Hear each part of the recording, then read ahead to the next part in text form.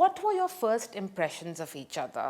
Or if you can think back to your first meeting, what did you think of the other person? And Ruchira, I'm going to come to you first before I go to Hina. What was your first impression of Hina? Thank you, Delshad.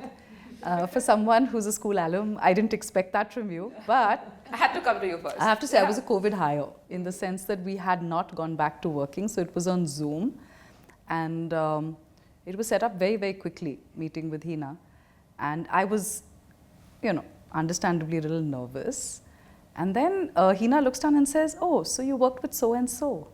I said, "Yeah," and he hired me into, he was someone I worked with at ICI, etc., etc., and suddenly from there the conversation went into this really warm and relatable zone, right? Of course, it was about work.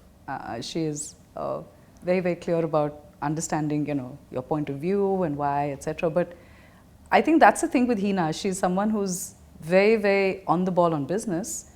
But the moment you meet her in person, she's this. The first thing she did to me when I met her in person was she walked over, and we were in this large room with the entire Diageo leadership team, and she walked over and gave me a hug and said, "I just wanted to come and say hi." And I was like, "Oh," and then of course I got into meetings with her, and then And that was the first in-person meeting that you had? Yes.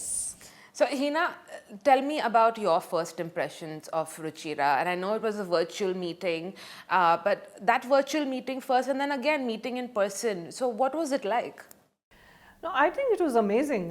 I think we connected from the very first virtual meeting, honestly.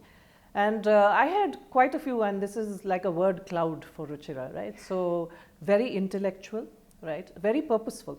I really connected with her on that. Fun-loving. I kind of picked that up in the first meeting and then beyond. And I've never told her this, but somehow when I met Ruchira, she reminded me of my younger self, right?